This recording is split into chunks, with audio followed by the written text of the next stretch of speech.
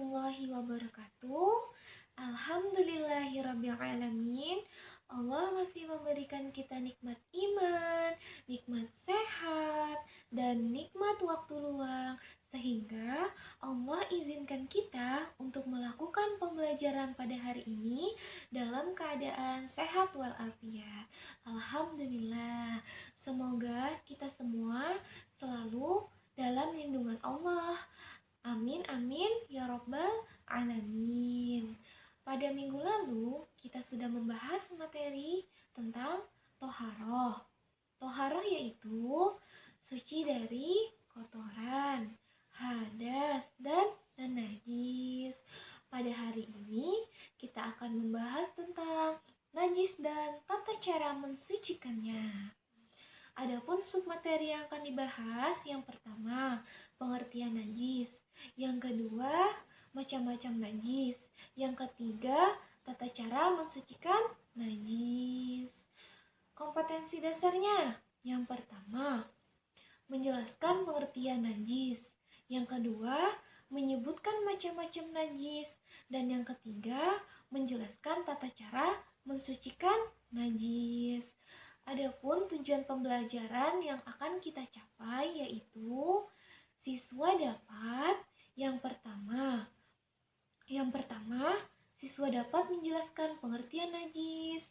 Yang kedua, siswa dapat menyebutkan macam-macam najis.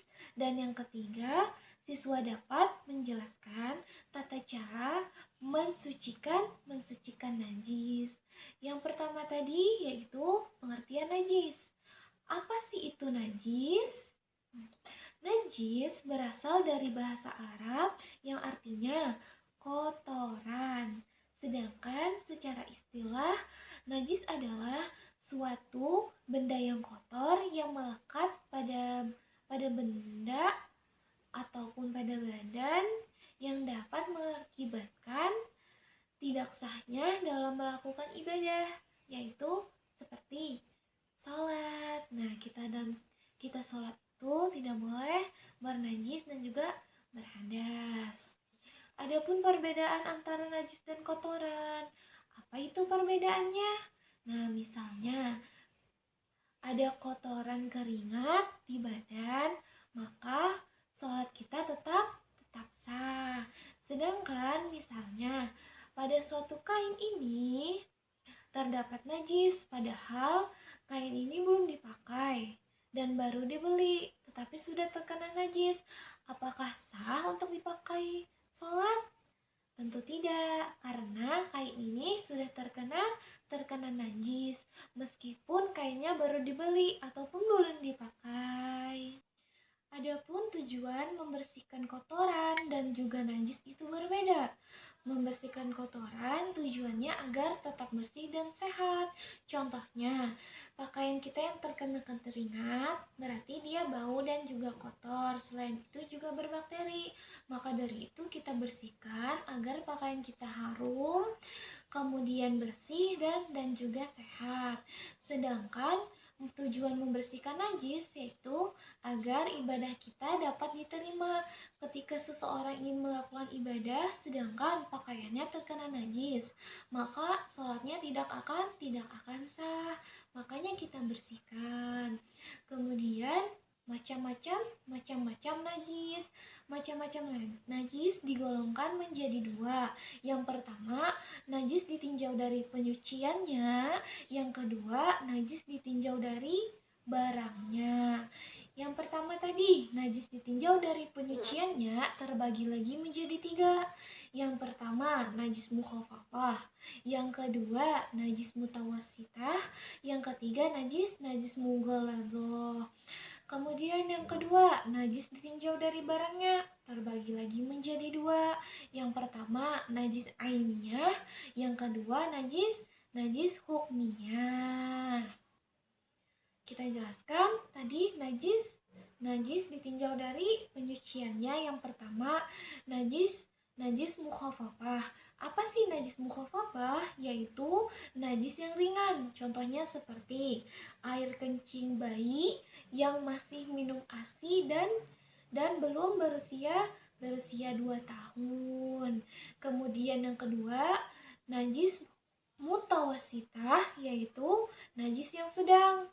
Contohnya seperti apakah itu? Darah, kotoran manusia, kotoran hewan, nanah, minuman keras, dan lain-lain. Yang ketiga, najis mughalladhah, yaitu najis yang berat. Contohnya seperti anjing dan babi. Kemudian yang kedua yaitu najis ditinjau dari barangnya. Yang pertama yaitu najis ainiyah. Apa itu? Yaitu najis yang dapat dilihat dan dirasakan, baik itu baunya, rasanya, atau warnanya. Sedangkan najis hukmiyah, najis yang tidak dapat dilihat dan dirasakan, baik itu warnanya, baunya, atau rasanya. Bisa karena sudah kering ataupun tertiup angin. Kemudian yang ketiga yaitu tata cara mensucikan najis. Bagaimana sih tata cara mensucikan najis? Yang pertama, najis mukhafafah, yaitu najis ringan. Apabila najisnya itu ainiyah yang masih dapat dilihat dan dirasakan, caranya misalnya kain ini terkena najis yaitu air kencing bayi. Pertama kita bersihkan dulu sifatnya sehingga baunya, rasanya, dan juga warnanya tidak lagi terlihat. Kemudian kita percikan bagian yang terkena kotoran. Habis kita percikan, kita keringkan menggunakan benda, mau menggunakan kain ataupun yang lainnya. Yang kedua, apabila najis mukhafafahnya hukmiyah tidak terlihat dan tidak dapat dirasakan lagi, yang pertama kita tandai bagian yang terkena najis. Kemudian kita percikan dengan air. Setelah itu kita keringkan dengan benda, kain ataupun yang lainnya. Kemudian cara membersihkan najis mutawasitah, yaitu najis yang sedang. Misalnya kain ini terkena najis mutawasitah. Yang pertama, apabila ainiyah, kita bersihkan dulu sifatnya, baunya dan rasanya. Kemudian kita alirkan air suci dan mensucikan ke bagian yang terkena najis. Harus semua terkena ya. Airnya harus terkena semuanya dan airnya harus air mengalir. Apabila sudah, maka dikeringkan dengan kain atau benda yang lain. Kalau najisnya hukmiyah, caranya yaitu kita tandai yang terkena najis, kemudian kita berikan dengan air yang mengalir sampai bersih, yang suci dan mensucikan. Kemudian dikeringkan dengan kain atau benda yang lain, yang pasti harus suci. Yang ketiga yaitu tata cara mensucikan najis mughalladhah. Nah, apabila dia ainiyah, yang pertama misalnya ini sudah terkena najis mughalladhah 7 kali. Kita menyiramkannya harus 7 kali ya. Misalnya yang pertama 3 kali dulu. 1, 2, 3. Kemudian kita ambil tanah, kita gosokkan ke yang sudah terkena najis. Kita gosok. Sudah kita gosok, kita ambil lagi air yang mengalir tadi. Nah, sebanyak 4 kali. 1, 2, 3, 4. Yang terakhir kita lap menggunakan benda yang suci. Apabila najisnya hukmiyah sama seperti sebelumnya, kita tandai terlebih dahulu yang terkena najis. Kemudian tata caranya sama seperti yang ainiyah tadi. Alhamdulillah, pembahasan kita hari ini sudah selesai. Maka dapat kita simpulkan, yang pertama, pengertian najis adalah suatu benda kotor yang terkena pakaian atau yang lainnya yang dapat mencegah sahnya di dalam sholat. Kemudian macam-macam najis, Yang pertama tadi ditinjau dari penyuciannya, yaitu ada najis mukhafafah, mutawasitah, dan mughaladah. Yang kedua, ditinjau dari barangnya, apa aja itu? Yang pertama, najis ainiyah. Yang kedua, hukmiyah.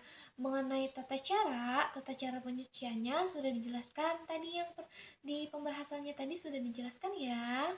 Nah, alhamdulillah. Sekian dan terima kasih. Semoga pembelajaran hari ini dapat bermanfaat. Tetap semangat belajarnya. Jangan banyak ngeluh. Kita selalu berusaha. Assalamualaikum warahmatullahi wabarakatuh.